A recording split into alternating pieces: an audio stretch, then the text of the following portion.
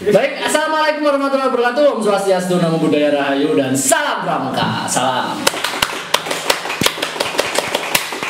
Kembali lagi bersama saya Wahyu Riko Julianto di sini. @wah.riko.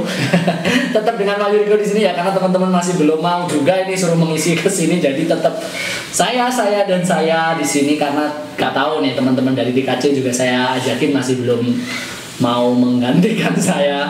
Ya nggak apa-apa lah.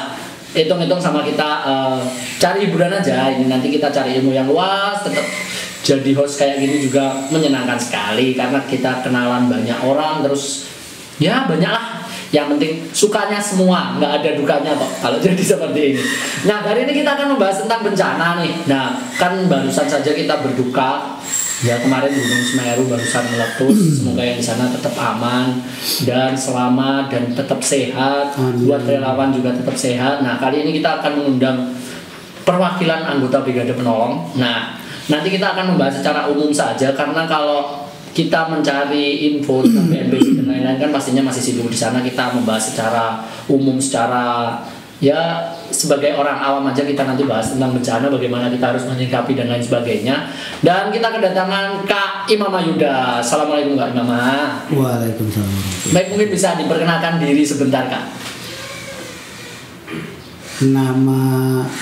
Nama kecil apa? Nama tren aja deh.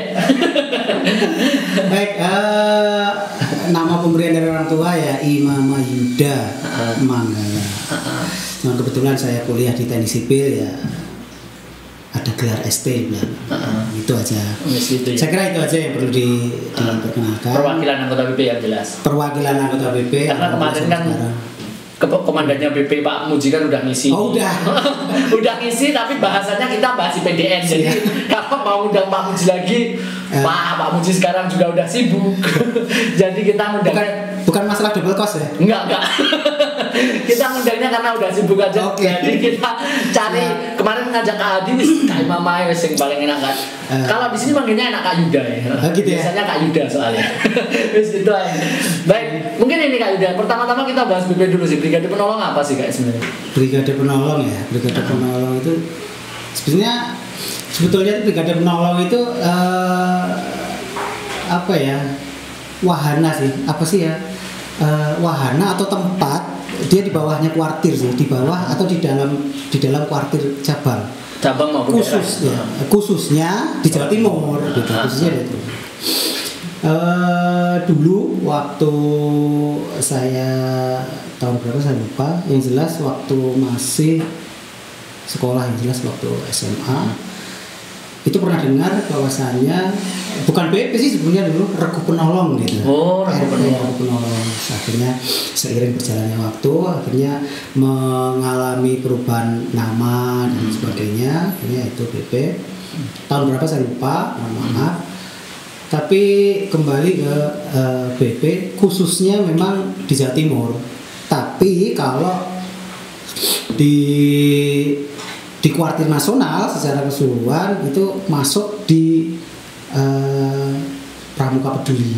Oh gitu. Cuman yang lebih spesifik di Jawa Timur khususnya itu ada namanya BP Brigade Penolong. BP 1331. Mudahnya kalau BP itu seperti bisa dibilang SAR-nya Pramuka kayak gitu ya.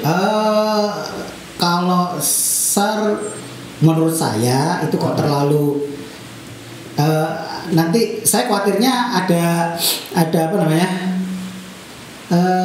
kan kita udah punya SAR nih, Sarnas itu. Jadi kita lebih ke lebih membantu mereka. Iya, lebih membantu terutama kalau yang di Pramuka itu kan, kalau BP itu untuk sarana apa ya, mengabdi dan mengamalkan Trisatya Dasar Dharma itu yang penting. Oh, berarti kan membantu sesama membantu sama hidup lah dan membangun masyarakat kan. Kalau umpama kita ada apa-apa kan berarti lebih mudahnya kita lebih ke arah yang membantu tim-tim SAR maupun Tagana. Betul ya. Nah, baik nih, mungkin kita akan langsung aja bahas tentang bencana. Dan mungkin bencana itu sebenarnya klasifikasinya mungkin dari apa aja sih Mas Yud? Soalnya kan kita tahu bencana kan sekarang bisa dibilang mungkin beberapa ini kan lagi marak-maraknya nih. Banyak sekali bencana. Nah, mungkin bencana itu mungkin bisa diklasifikasikan mulai dari tingkat yang rendah dalam artian ini nggak terlalu bahaya sampai ke bahaya mungkin Apakah ada seperti itu untuk bencana? Kalau bencana itu macam-macam ya. Bencana itu kalau dari bencana itu sesuatu yang menyebabkan orang sedih atau apa ya? merasa terjatuh lah rasanya. Ya, merasa mendapat celaka atau apa gitu. Jadi kalau klasifikasi bencana itu sebenarnya ada tiga, ada primer, sekunder, dan ekstra teresial. Ini yang pernah saya tahu mungkin nanti ada beberapa yang protes, mas kurang mas, ya mohon maaf, kita bahas silakan juga nggak masalah, silakan ditambahi gitu ya. Sekunder yang jelas apa ya, lebih mudahnya kita kalau bisa dibilang kalau premier sekunder itu jadi yang utama seperti mungkin primernya kan kayak ya yang kemarin Semeru mungkin bisa dianggap primer juga ya kan mungkin. Iya. Kan bisa dibilang bahayanya kan bahaya banget tuh. Kalau kita bilang ya kalau primer kan kita bahasnya tentang bahaya utama kan seperti gunung kemarin kan, walaupun udah ada peringatan sebelumnya nih, kita kan tapi mau gimana pun juga kita juga nggak bisa apa juga kan. Nah mungkin kalau yang sekundernya kayak banjir itu bisa dibilang sekunder kan ulah manusia ada juga. Bisa diklasifikasikan seperti itu nggak sih Kak sebenarnya? Ya bisa juga sih. Nah iya kan, kalau enaknya seperti itu. Nah mungkin kalau kita bilang kita bahasnya enak-enakan aja nih Kak. Mungkin caranya kita menanggulangi. Kalau menanggulangi kita mungkin kan nanti seperti banjir itu kan menanggulanginya kita buang sampah pada tempatnya. Kalau banjir. Kalau kembali ke bencana itu sebetulnya ada bencana geologi. Macam-macam geologi, terus kemudian hidrometro, kemudian hidrogi berarti air ya tadi? Nggak tentu juga. Maksudnya bukan karena hidro terus. Paham. Hidrometeorologi, kemudian ada ekstraterestrial gitu. Jadi kalau saya jelaskan secara gampangannya saja. Kalau apa tadi? Hidro? Bukan. Geologi itu bukan biasanya sih, dari namanya itu bencana yang ada di permukaan bumi lah gampangannya. Geologi terkait dengan bumi, tanah gitu. Lah kayak erupsi itu pun termasuk masuk dalam geologi. Geologinya. Biasanya itu akibat bencana erupsi gunung seperti yang Semeru itu.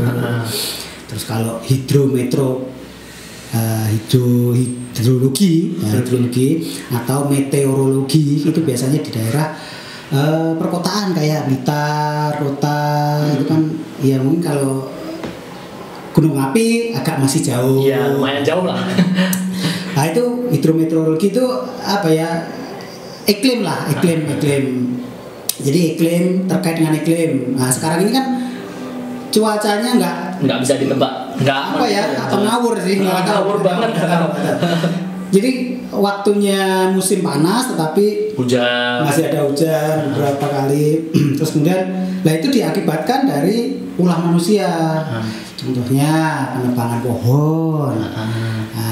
Tapi bisa diakibatkan oleh karena bukan manusianya aja, mungkin karena ekosistemnya udah rusak, binatangnya udah pada nggak lagi. Kalau dikembalikan sebenarnya tetap manusia. Kalau dikembalikan jauh itu tadi.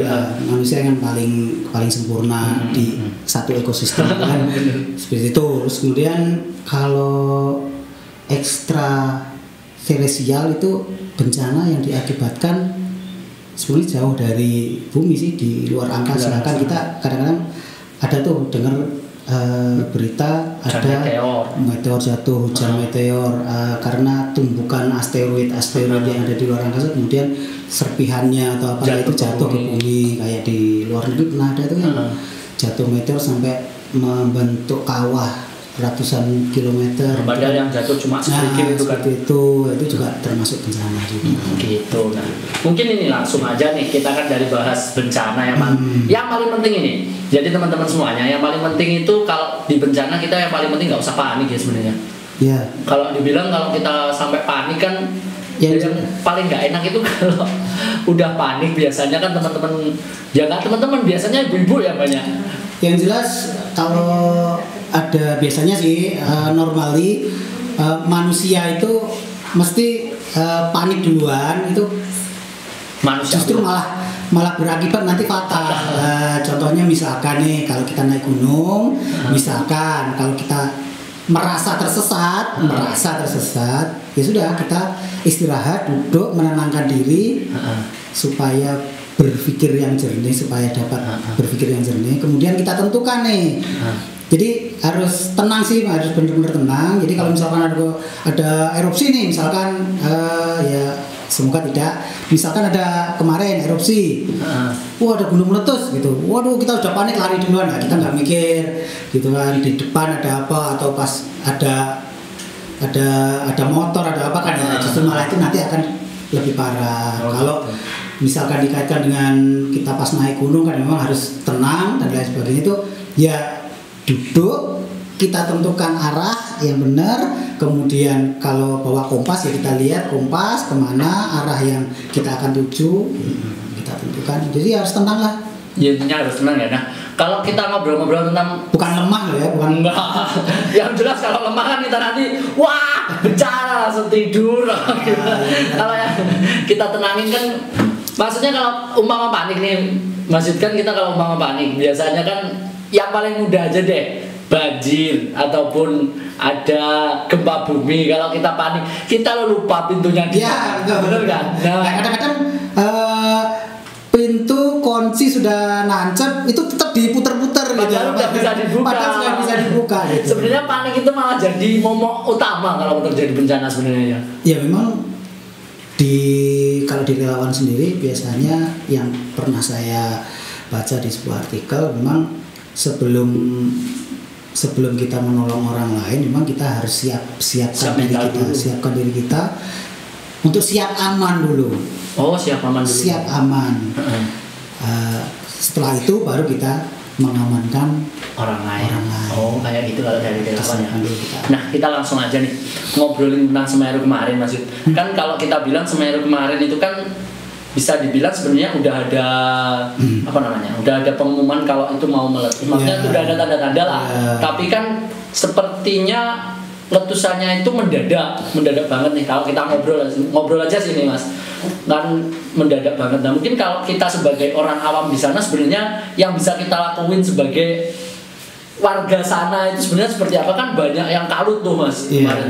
Kalau video sebenarnya harus gimana sih kita? Nah menurut saya, sekali lagi menurut saya memang pemerintah tidak kurang-kurangnya untuk memberikan warning awal, jadi early warning kepada masyarakat sekitar terdampak, misalkan